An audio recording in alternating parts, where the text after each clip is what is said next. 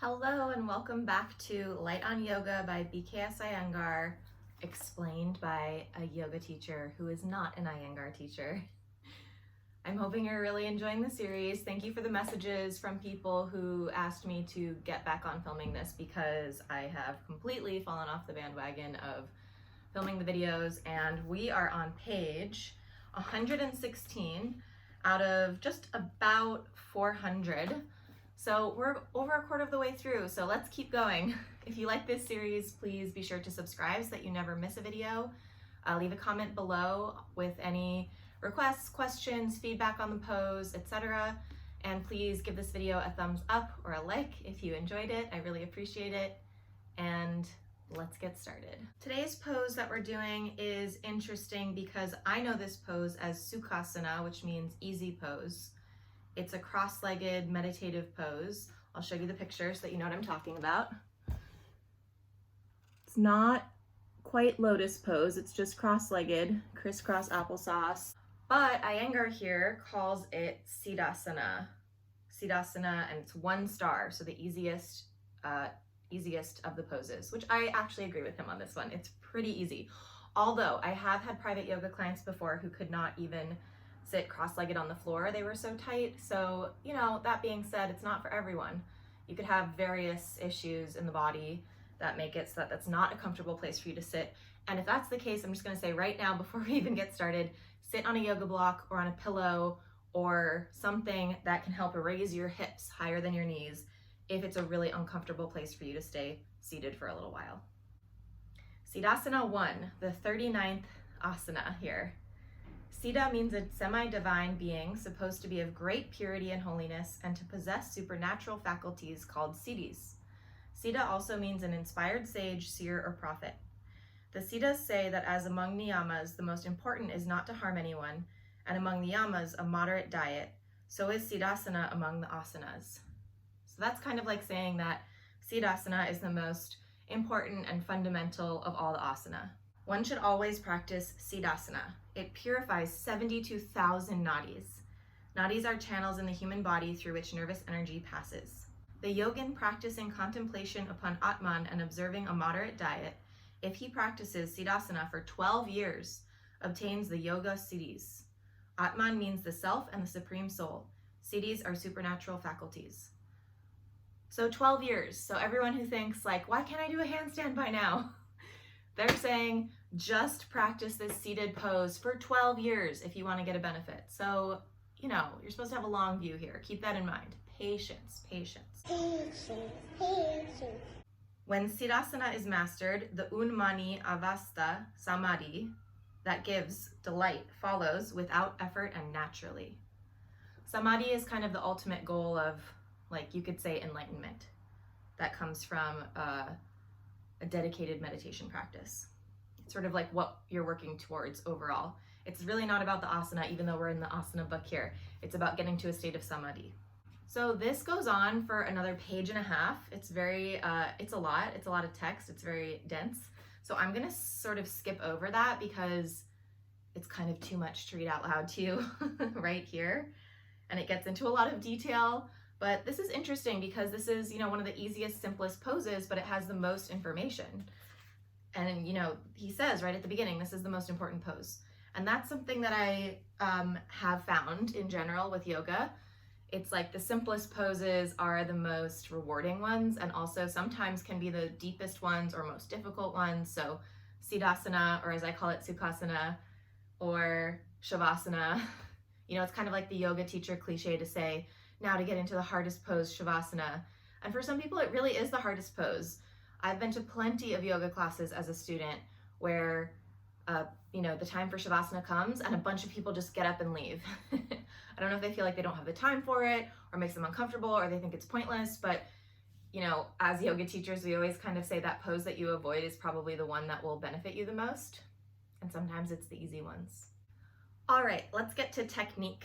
Step 1, sit on the floor with legs stretched straight in front. I know you can't completely see my whole body here, but I think this is enough since we'll end up in a crossed-legged position. As I said, if you need to sit on a block or a pillow, he doesn't say that here yet, at least, but I'm saying that. Step 2, bend the left leg at the knee.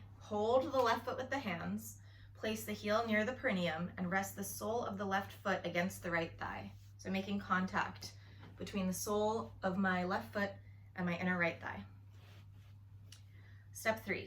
Now bend the right leg at the knee and place the right foot over the left ankle, keeping the right heel against the pubic bone. So both heels are in tight.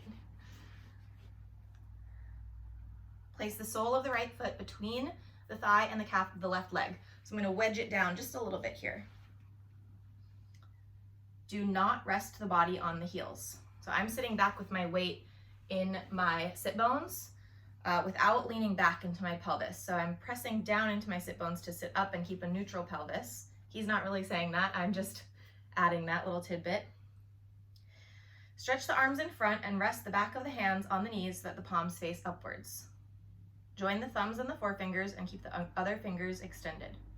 Hold this position as long as you can, keeping the back, neck, and head erect, and the vision indrawn as if gazing at the tip of the nose. Release the feet and relax for some time, then repeat the pose for the same length of time, now placing the right heel near the perineum first, and then the left foot over the right ankle as described above.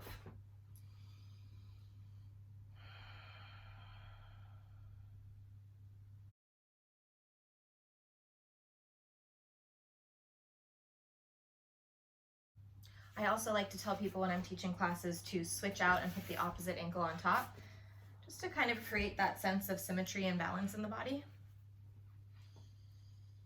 He doesn't quite say this, but I direct people to keep their 3 extended fingers together and closed. We're always trying to focus the energy in yoga, so if you have your hands wide, that might have a really specific purpose for certain things, but in a pose like this where we're just holding a mudra, you want to bring all 3 fingers here together that are extended together to kind of direct that energy in a straight line towards the ground in this case. Let's try looking at the tip of the nose. It's kind of a little bit of a cross-eyed position here, or it is cross-eyed. I prefer to close my eyes personally, but let's try this.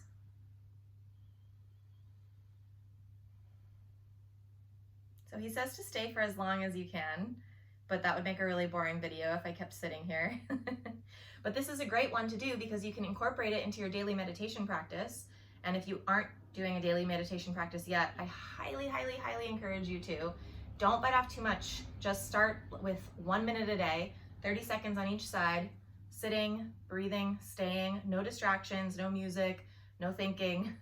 Thoughts will come up, but you just want to redirect your attention away from the thoughts, back to your seat, back to your breath, and then switch sides. And then eventually you can build that up to 1 minute on each side. And then eventually you can build that up to 2.5 minutes on each side, eventually 5 minutes on each side, 10 minutes on each side.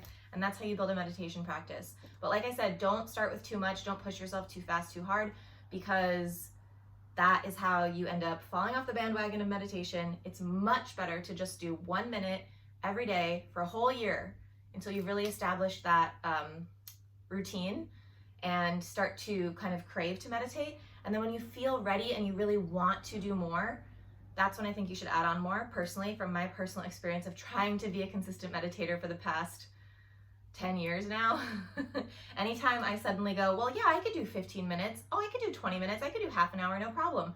That's when I start to fall off and go, oh, do I really want to do 20 minutes again today? That's so long. I'm not going to do it. So just stay small, slow. This is the perfect pose. As Iyengar said, this is the most important pose you could do. And I actually really agree with him on this one because it's all mental. Although I am feeling a little bit of stretch here as well as I continue to sit here. So it's physical, but it's very mental.